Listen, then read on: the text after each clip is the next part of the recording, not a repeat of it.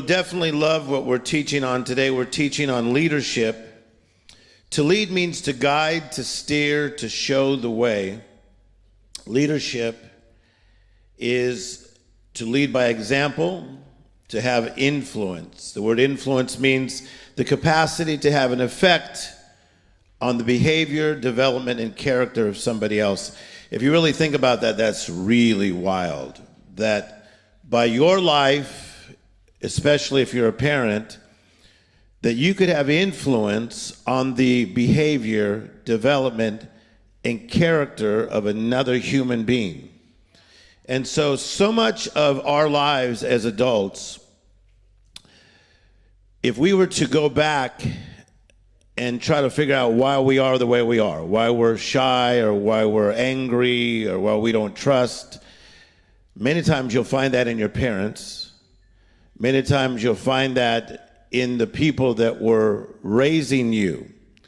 And so I spent a lot of time talking to different psychologists the last few weeks, and they're saying, Tim, this is such a great subject you're on, because somebody could have the will to be a great leader, but yet, even though they have the will and the fortitude to become a great leader, there's so much stuff on us from our past that people have so influenced once again, our behavior, our development, our character, that many times people never rise up. There's a lady by the name of Marilyn Hickey, and she has a husband named Wally Hickey who's in heaven. And Wally said to me one day, he goes, you know, I love to go and get antiques. He said, I got this chair at this yard sale. And he said, it was a beautiful, beautiful chair. You could tell it was done like probably in the 30s. He said, but Tim, it was interesting. He said it had 3 levels of paint on it. He said, I sanded down one layer, and then I went down and sanded down another layer, and I sanded down another layer until I got to the actual wood. I think that every one of us, whether we like it or not, we have layers of paint on us that were brought to us by leadership from people who many times did not get it. And they did not get it, and it has shaped our behavior, it shaped our development, and it shaped our character. So what happens to a lot of us is that then we have to play catch up, because other people, there's a big world out there, people, China, Japan, South Africa, Sweden, everywhere I travel, I meet these like young leaders that come from these amazing families that did not have to deal with a lot of the dysfunction that some of us had to deal with. So I believe that there is an answer. And the answer is, if any man be in Christ, he is a new creation. Old things have passed away, and behold, all things become new. So no matter what you've come from, according to this, we can become a person in Christ, and old things are passed away, but all things become new. Now that's spiritually speaking, but now we have to actually create new habits so we can really learn to lead with excellence. John Maxwell says, people will buy more into a leader than they will into a vision. And I think a lot of times our parents tried to give us a vision, but we didn't really buy into their leadership. If you are a leader at your job, if you're a boss, you can say a bunch of quotes all you want. You can quote everybody that every folks are quoting, but people are going to buy into the person before they buy into the vision. So I said to you the last 2 weeks that leadership is to lead your ship. To lead your ship. Everybody has a ship to lead. Some of us have kids. Lead your ship. Some of you are in relationships. Lead your ship. Some of you run companies, lead your ship. Some of you here run gigantic companies. You got to lead your ship. You got to lead your ship. You're the captain of your ship. Now, every person that is in your ship should feel three things: safe, supported, and empowered. Try that. Say safe, supported, and empowered. I would say that a lot of you, when you were children, you did not feel safe, you did not feel supported, and you did not feel empowered. You felt like somebody was just somehow taking care of you until you turned 18, right? And we kind of just let you go and hope for the best. And some of you were like cats with 9 lives, but some of you needed 18. Every person on your ship should feel safe, say safe, supported, and empowered. Okay, so if I did not get that, then I can feel sorry for myself and I could nurse it, curse it, and rehearse it. Or I could learn to reverse it and become a strong leader myself, and that wherever I go, people feel safe, supported, and empowered. So I want my children, even when they do goofy things, I want them to feel safe, supported, and empowered. I want people in this church that even if you do goofy things, to feel safe, supported, and empowered. It's very powerful stuff, guys. And again, if you reflect to your childhood, a lot of times you did not feel safe, supported. I do a lot with the Paul Mitchell schools, and some of the Paul Mitchell kids, they watch me, and the leaders. I'll be speaking to their big event, which is about 4,000 people at Disneyland in just a couple months. I do about 2 or 3 of those big events every year. And a lot of the things that these young people tell me is that my parents do not support me because they think it's a step down that I got into cosmetology. And they'll say, well, look at your brother. He went to UCLA or he went to USC, and now you're going to this type of a school. So what they're saying is that we do not support you. So I was doing all this research on psychology, and a lot of times your parents' lack of support is not verbal, it's just a look. It's a look of, you are letting me down. Lift your hands if you've ever had that one time from your family. It's wild, right? And if you're not careful, according to a psychologist I was talking to this week as I was preparing for this message, if you're not careful because you've seen that look so many times, you'll begin to emulate that look and give that to your children without even realizing it. And it's the look of disdain. It's the look of disapproval. You are causing me to disapprove of you. It could be a little girl playing with makeup, and she went and got the makeup, and she's got it all over her face, but she's only 4. And you could have fun with it and say, that's probably not what you should be doing. And put my Christian Louboutins back. Are you with me?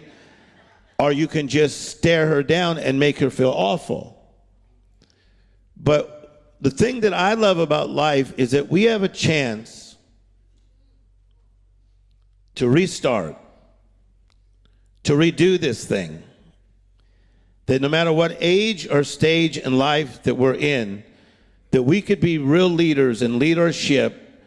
And whoever is in our ship, that you feel safe, you feel supported, and you feel empowered, and you feel like we got your back.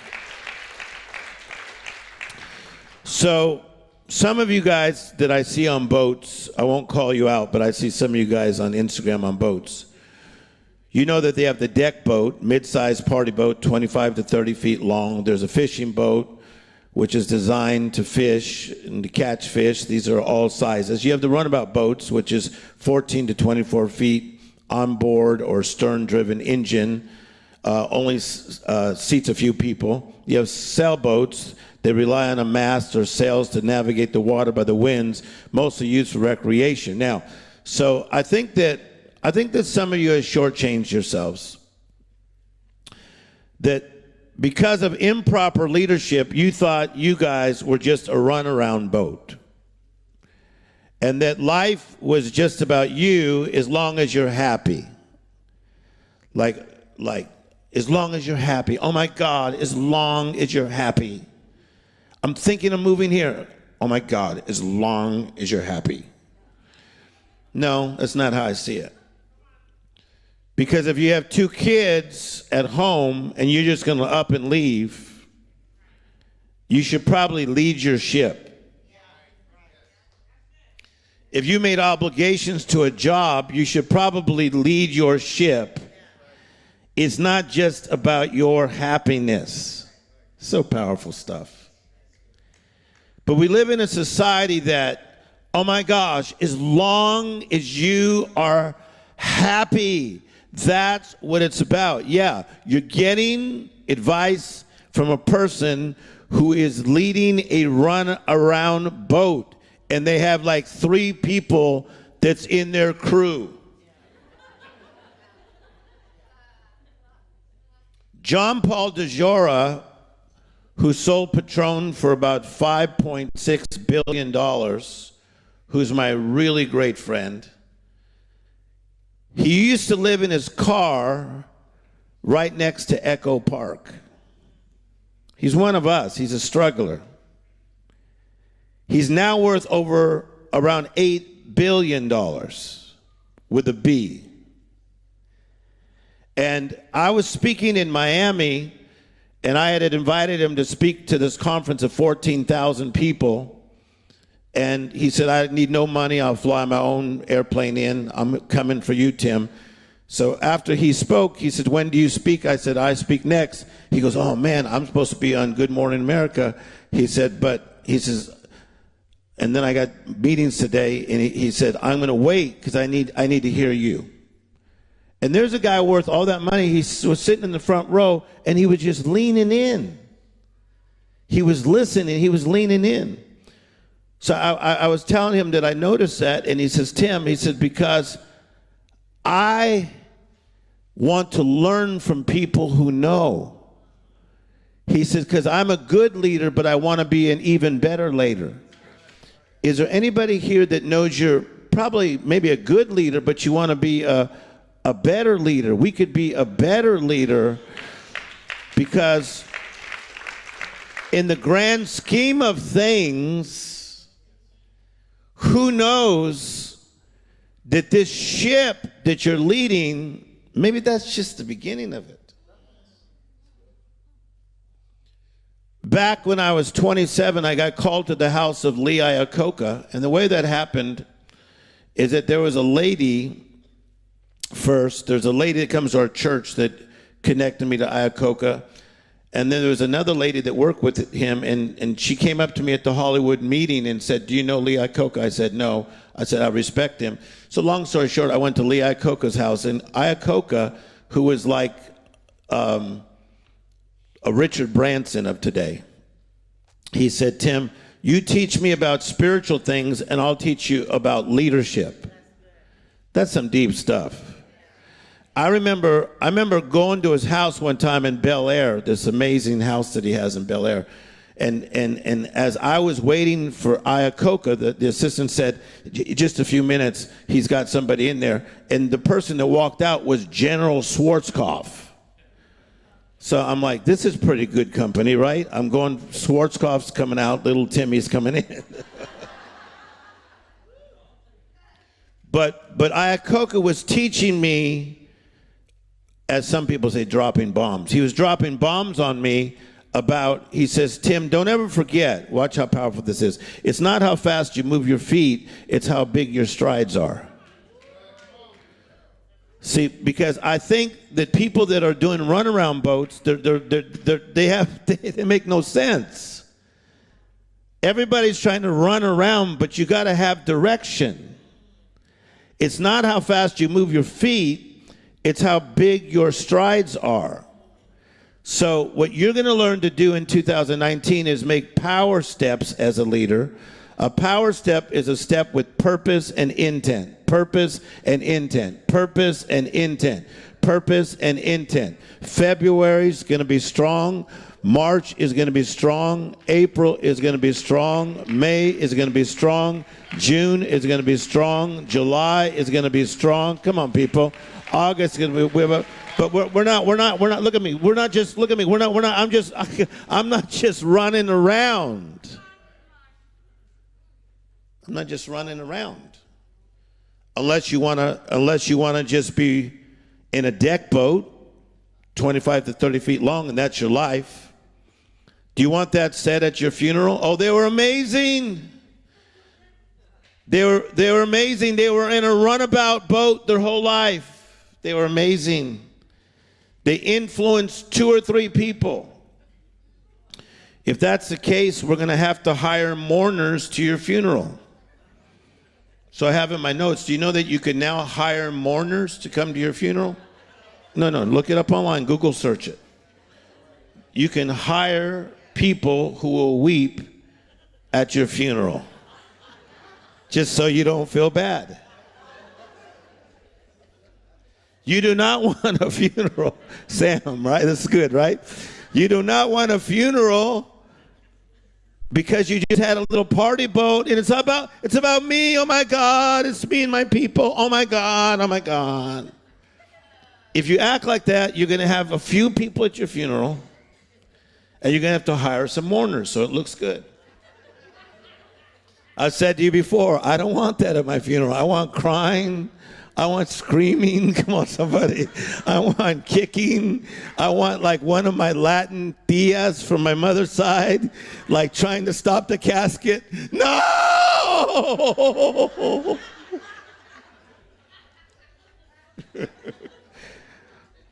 If you guys don't know, how many of you know that there's some Latin tias that will do that at funerals? Stop it! Ay, Padre Eterno!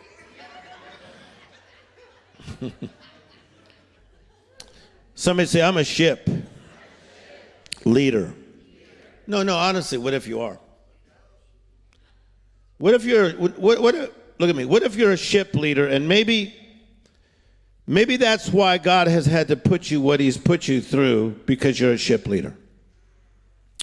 So I'm going to give you some steps today. Number 1, to be the leader God wants you to be, number 1, you got to sit. Can you write that down if you're taking notes? Number 1, you got to sit. You got to sit and you got to get educated. And I will tell you that I've had to re-educate myself. As much as I love my father, as much as I love my mother, I had to re-educate myself from a lot of the things they told me. How many of you think that that's fair? Just lift your hands. Like, for instance, if one time my brother, he burned his arm doing something. And my mother said, put butter on it. It's going to fix it. So look it up. That causes infection.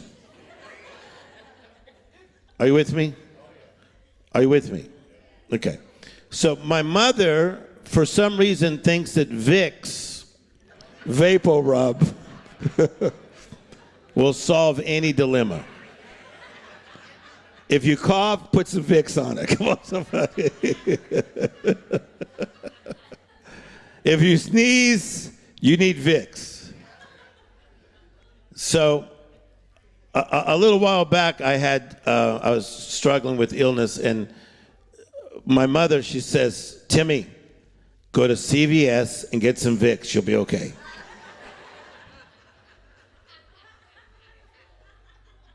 I love you, Mom. But it's not just Vicks. So we have to sit to become the great leader that God's called us to be. We have to sit. Say sit. Now, sit in my notes means that you have to sit and you have to be educated. The word educated is an interesting word because it doesn't mean just to put in. It actually comes from a Latin word which means to draw out. See, a lot of you have had things in you innately, but you didn't have the right leaders to draw them out. One of the things you'll see in being around me, I will draw the greatness out of you. Clap your hands if you think like that's a possibility.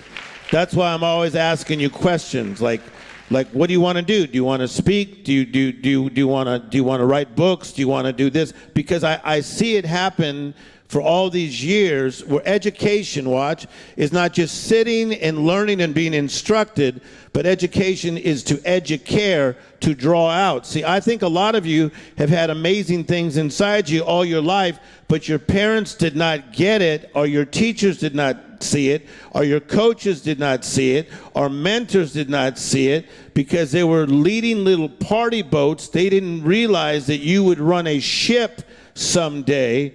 It takes one to know one. Some of you are going to run an entire empire. Clap your hands and shout like you catch this. You are going to run an empire, and the empire will come down to your children's children, and you don't have to have a bunch of freaky things happen, and bad things happen, and terrible stuff happen. You could have a legacy that is passed down in strength. You pass this sucker down in strength. It's good stuff, right? I was at the house last night of the lady who is a part owner of the Golden State Warriors, and you saw that on my Insta stories, and Macy Gray came and sang at this little party. But this house was like just out of this world. But when I found out about it, it's like her grandfather was strong, and then the father was strong. This is stuff that they pass on. See, I'm trying to get you out of your party boat. The party boat of, oh, the sky is falling. The party boat, oh, the devil's after me. Probably not. There's one devil, people. There's demons everywhere. It's spiritual warfare. For you battle not against flesh and blood, but against principalities and powers and spiritual wickedness in high places. Therefore put on the whole armor of God, that you may stand against the wiles of the devil. Having done all to stand, keep on standing. I just quoted Ephesians chapter 6. Quit saying the devil's after you when there's only one devil. His demons may be trying to harass you, but the Bible says greater is he that's inside you than he that's in the world. And the Bible says no weapon formed against you shall prosper.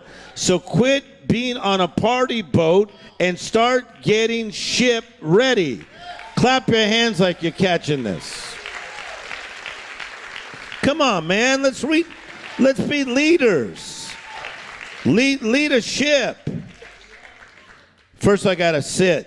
I gotta learn. If you watch my Insta stories, you'll see I'm always learning. I'm doing a project with a guy from our church, Randy, on Motown.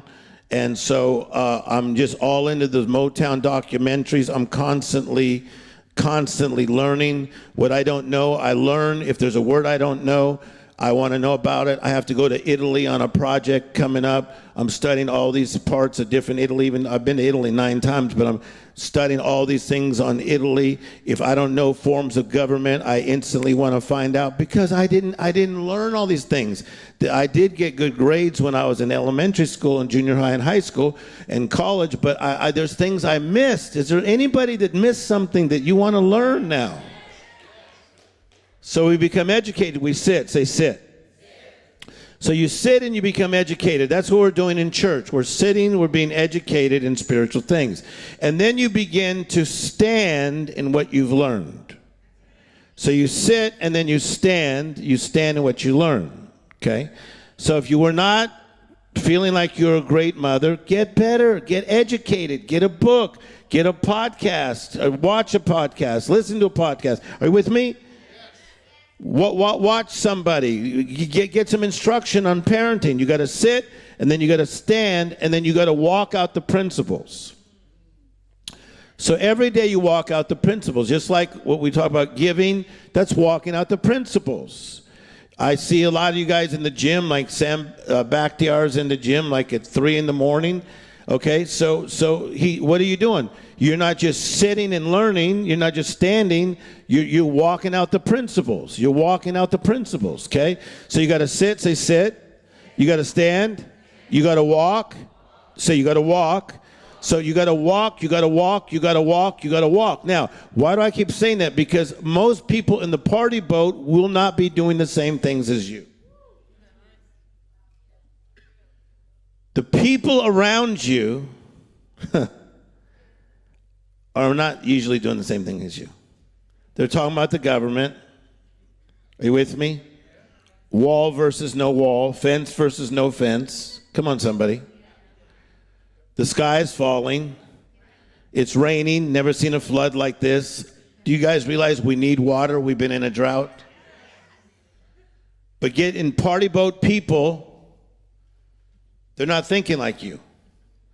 They're not walking it out. They're not walking it out. They're not walking it out. They're not walking it out. They're not walking it out. They're not walking it out. You got to sit, you got to stand, you got to walk, and then you got to run. 2019, I prophesy, is your year of running. The word running all through the Bible over 67 times means passion. This is your year of passion. You will live this year passionately. Clap your hands and shout like you're going to live passionately. Come on, live with passion. Live with passion. I won't call people out, but some of my friends over here right in this area, she's even learning how to cook. That's very passionate. I see different people here that I know your lives. Look at me. You're living out passion.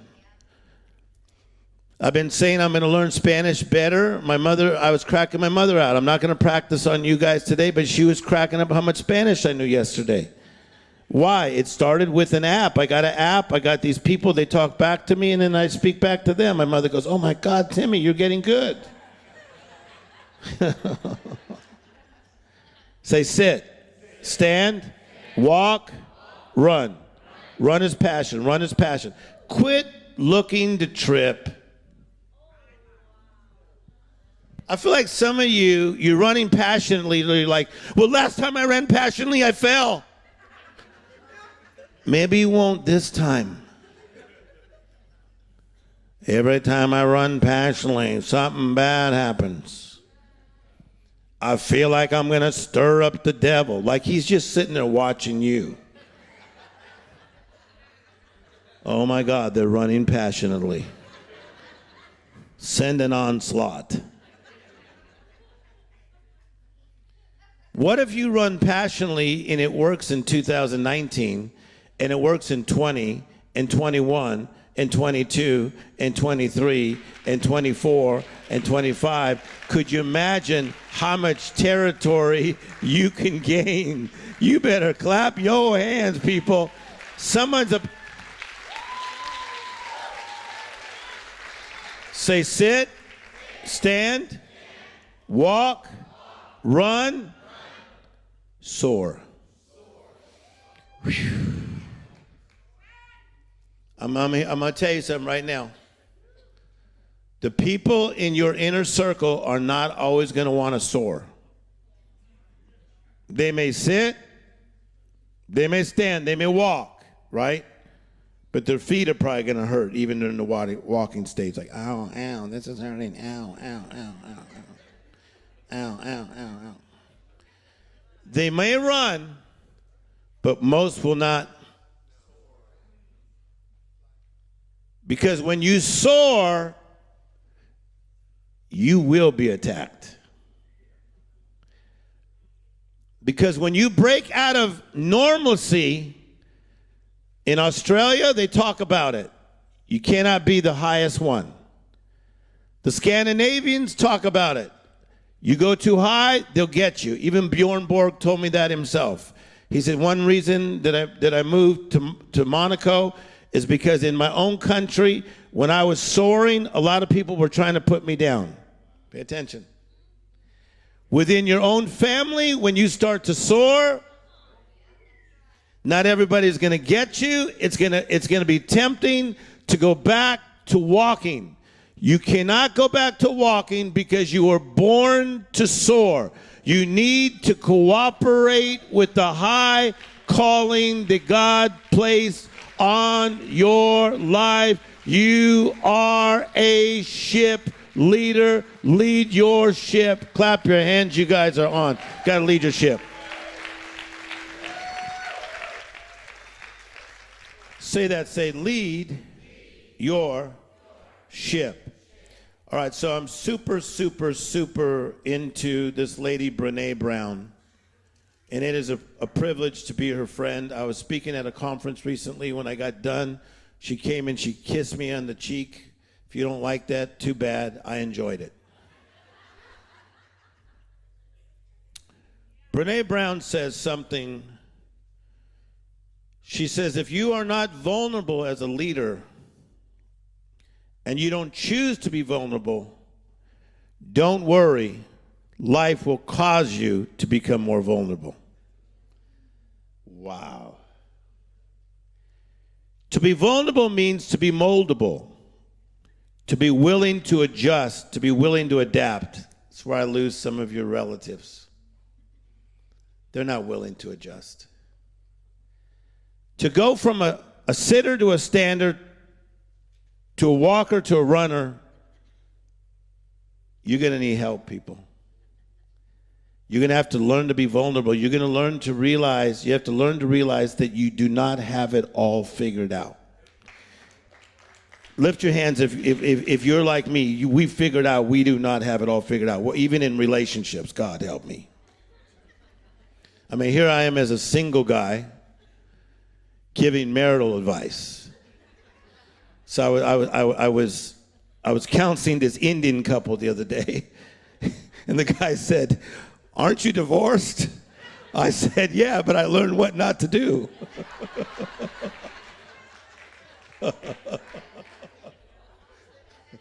It's the truth. I'm like, do this. Listen when you don't want to. Go shopping for curtains when you don't want to. I'm just telling them all the things that I messed up in.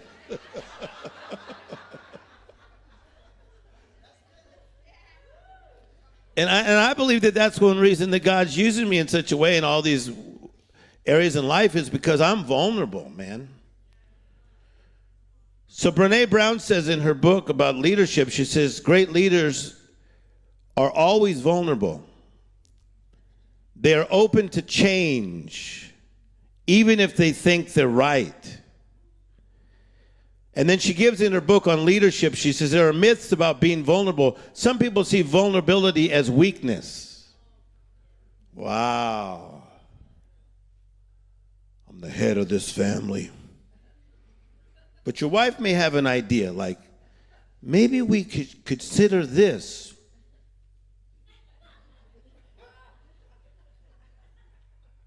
Maybe you should consider what she said. Maybe even your 12-year-old son may say, so good.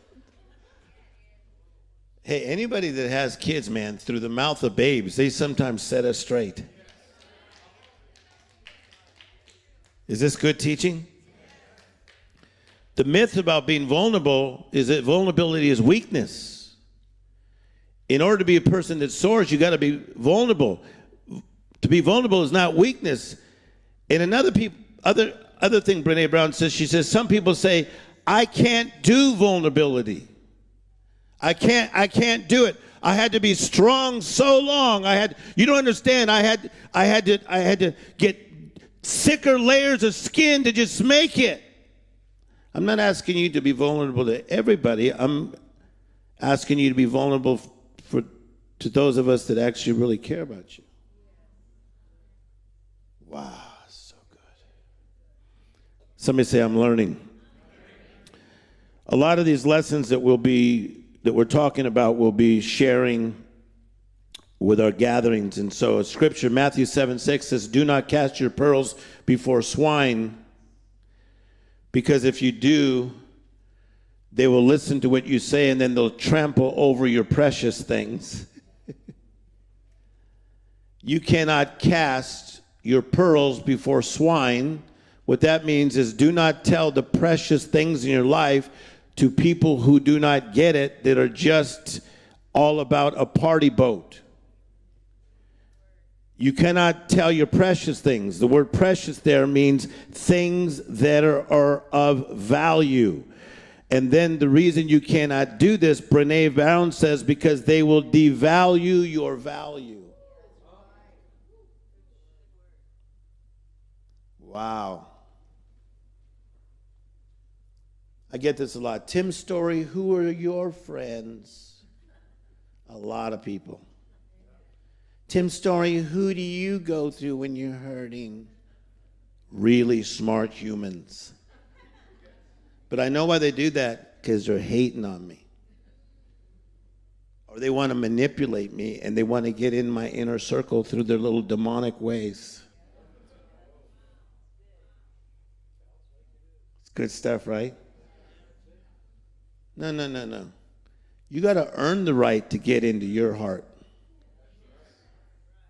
I'm a Christian, you're a Christian. Awesome. Stay right there. Come on, clap. Can you take the last 7 minutes of this? I'm teaching you how to lead your ship. And this is good teaching, huh? Leadership. I'm from this country, you're from this country. Let's be best pals. No, I got to vet you. I got to see where you're coming from. I got to see if you can handle my heat. Because I got heat, yo. I got heat. I got royalty inside my DNA. I got heat, yo.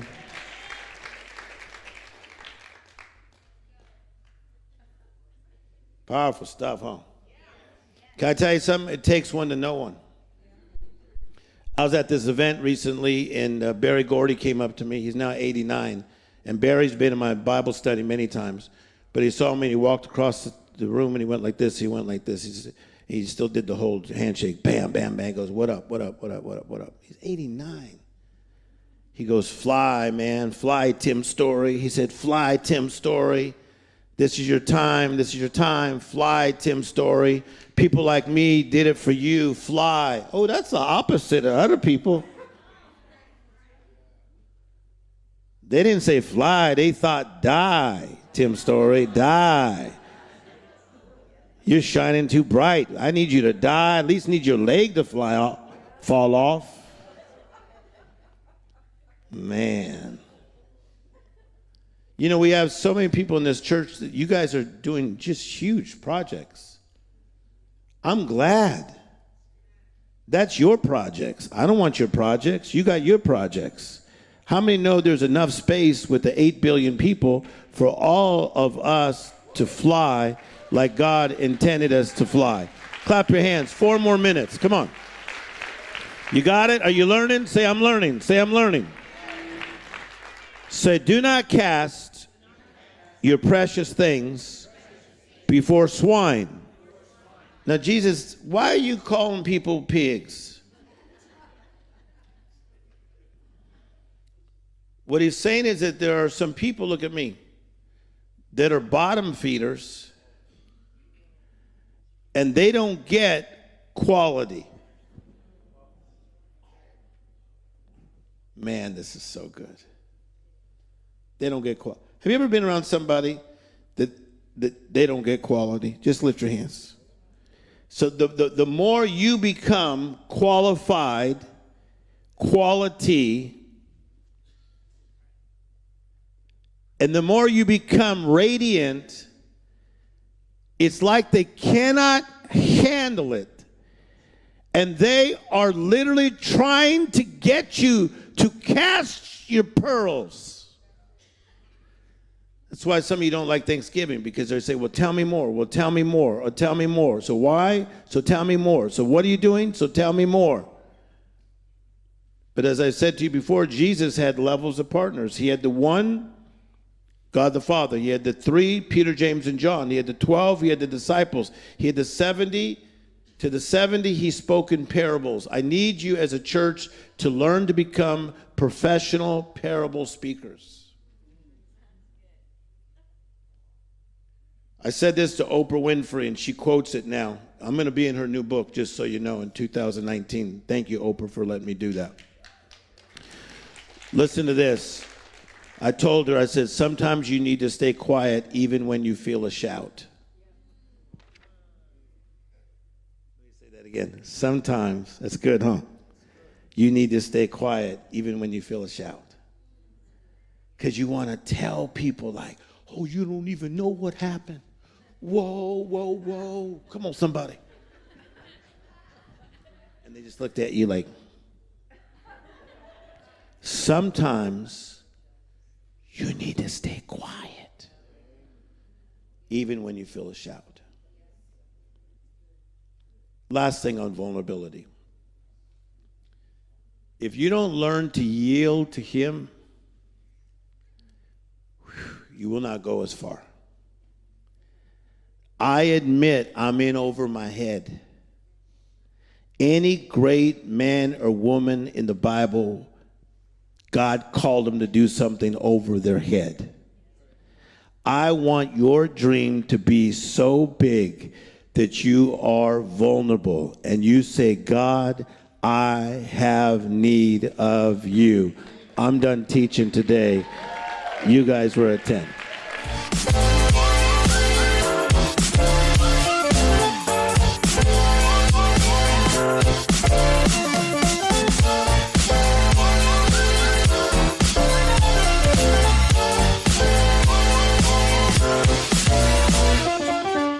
Today's message was outstanding, and I'm sure it has touched you in some way. I am here, and I would love to pray with you. If God has touched you, you can receive Christ in your life today. And I'd love to pray with you. Just repeat after me. Say, Jesus, come into my life, anew and afresh. Restore my life. Forgive me from all unrighteousness. He is so faithful to everyone who prays. The Bible promises that those that cry out to him are those that pray. It is 100% that he will turn no one away.